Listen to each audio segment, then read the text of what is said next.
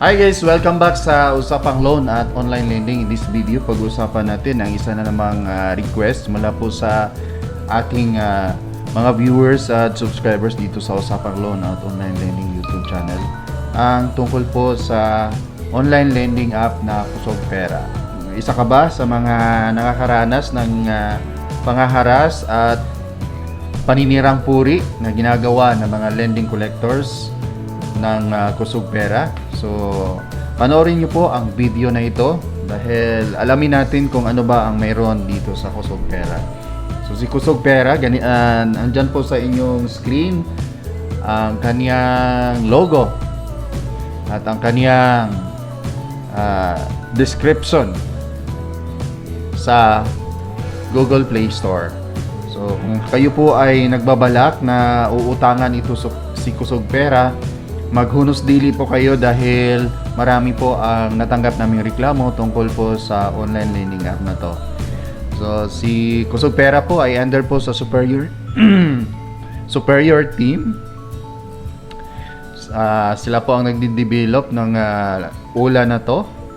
But ang kanila pong mga nakasulat dito sa description ay wala din pong pinagkakaiba sa iba pang mga online lending app na makikita natin ngayon sa Play Store na nag-o-offer ng napakabilis na pag-approve or super fast approval ng inyong loan application. Ang problema lang, mayroon pong hindi maganda sa ula na ito. So, mayroon tayong tatlong bagay na titingnan kung ano po ang mayroon po sa Kusog Pera. Unang-una, ang basehan po natin na ang app or ang lending app na kailangan nating or ang gusto nating applyan ng loan ay dapat hindi po siya isang loan shark. Ano ba yung loan shark? Ang loan shark po, napakalaki ang ibabawas na processing fees at mga service fees. So, ang masama kasi dito sa mga loan shark na to, hindi sinasabi kung ano po yung mga pinagbabawas nila.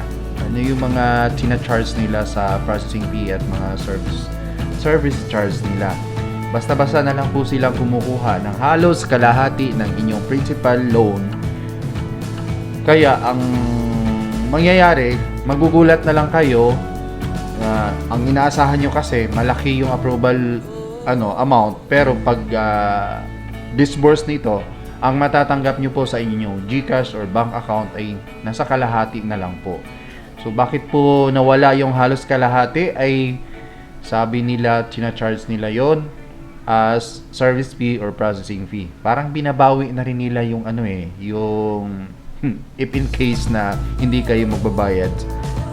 So, ganyan po yung mga ginagawa ng mga loan shark. At ang masamang balita, si Kusog Pera po ay isa sa mga loan shark na online lending app na makikita natin sa Google Play Store. So, pag sinabing loan shark, magdalawang isip na po kayo dahil isa itong scam. Parang ini-scam lang kayo sa harap. Ninakawan kayo sa harap. Ganyan po ang ginagawa nila. Basta loan shark ang isang online lending app, hindi po ito magandang uutangan. Hindi lang po malaki ang interest at malaki ang binabawas, mayroon pa itong iba pang mga hindi magandang inclusion sa ula na ito. So, bukod sa loan shark si Kusog Pera, pangalawa, si Kusog Pera din po ay nangunguha ng personal information. Nagba-violate po si Kusog Pera ng data privacy. So, yung mga personal information na dapat sa'yo lang ay kinukuha po ni Kusog Pera. Nangyayari po ito nung nag-apply po kayo bago kayo mag-fill up doon po sa app nila. Mayroon po doong maliit na window na kailangan nyo po silang bigyan ng access para po i-concur or papasukin nila ang inyong cellphone, at kapag nabigyan nyo po sila ng access, hihigupin at kukunin nila lahat ng contact list mo, So mag-ingat po kapag nag-utang kayo or umuutang kayo sa mga online lending app. Dapat po tanggalin niyo po yung mga kakilala niyo pong sikat diyan sa inyong contact list, lalo na mga barangay officials, mga kung ano-ano pa diyan, mga official natin, mga LGU official, mga malalapit sa inyo, boss ninyo, HR ninyo, at kung ano pang pinakamalapit sa inyo na maaaring magpapahamak hindi lang sa inyo kundi sa kanila din. At mas lalo kang mapapahiya kapag ginagamit na po nila itong pananakot sa inyo kapag hindi po kayo nagbabayad sa tamang panahon. So yung paglabag nila, pag-violate nila sa data privacy, yun po ang ginagamit nila as collateral na pananakot sa inyo kapag hindi po kayo nagbabayad. Doon na po lalabas ang stress ninyo at mangyayari pong kung hindi niyo makakayanan, ma-depress kayo at magkakasakit kayo ng anxiety kapag po ay nag-uumpisa na po kayong tatakutin at haharasin ng mga lending collectors. Wala ngang anong tawag nito, wala ngang collateral ang mga online lending app, pero yung personal information mo naman na maaaring makakasira sa buong pagkatao mo, yun po ang gagamitin nila at labag po yun sa batas. Mayroon po tayong data privacy na hindi po pwede na dapat kunin yung mga personal information nyo. Pero kinukuha po yan ng mga loan shark at mga nag-violate ng data privacy ng mga online lending app. At isa na nga dyan ay si Kusog Pera. So, bukod sa hindi pa loan shark siya, nangunguha din sila ng personal information. Although, ito naman si Kusog Pera po ay registered po siya sa SEC, pero hindi basihan na registered sa SEC ang isang pula ay gumagawa na ito ng tama at hindi nilalabag yung mga data privacy natin at sumusunod din sila sa lending app na hindi magpapataw or hindi magpapatong ng napakalaking interest. So dito si Kusog Pera, although yung interest nila ay hindi naman gaano kalaki, pero malaki pa din siya compared po sa legal or legit na mga lending, doon naman nila binabawi ito sa processing fees. Imagine niyo po kung na-approve po kayo ng 5,000, ang matatanggap nyo lang po ay nasa 2,600. So 2,400 ang mababawas na processing fees, and then magpapatong din po sila ng interest na nasa mahigit 1,000 or minsan nga 2,000. So napakalaking amount ang hahabulin nyo para po mabayaran nyo po yung full amount at hindi kayo maharas. So ganun po ang estilo ng mga online lending app na nagsilabasan ngayon. So again, i-recap lang po natin si Kusog Pera, loan shark po siya. Ang laki ng binabawas na service fee at ang laki din ng interest rate na hindi rin makatao. Hindi po siya sumusunod sa kung ano po yung dinidikta ng batas natin pagdating po sa lending app. Pangalawa, nangunguha po siya ng personal information at ginagamit niyo po ito as collateral at gagamitin niya ito pang nanakot sa inyo kapag hindi po kayo nagbabayad. Ipapahiya po kayo sa inyong mga contact list, ipopost po kayo nila sa Facebook, siguradong masisira talaga ang reputasyon ninyo. At bawal na bawal po yun, violation po yun sa data privacy. So mag-ingat po kayo. Pangatlo, although registered po siya sa SEC, pero hindi po niya sinusunod kung ano po yung lending app. Hindi po makatao ang operasyon ni Kusog Pera pagdating po sa interest at saka sa service fee. Oo. Napakalaki pong mangyayaring kaguluhan kapag hindi nyo po nasunod yung kagustuhan nila.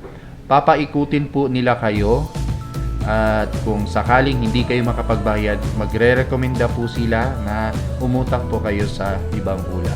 Marami po ang natanggap naming reklamo tungkol po kay Kusog Pera na nabaon din po sila sa utang dahil napadami tuloy ang kanilang ula dahil po nag-a-advise po ang mga collectors na para makapagbayad ay uutang sila sa ibang ula.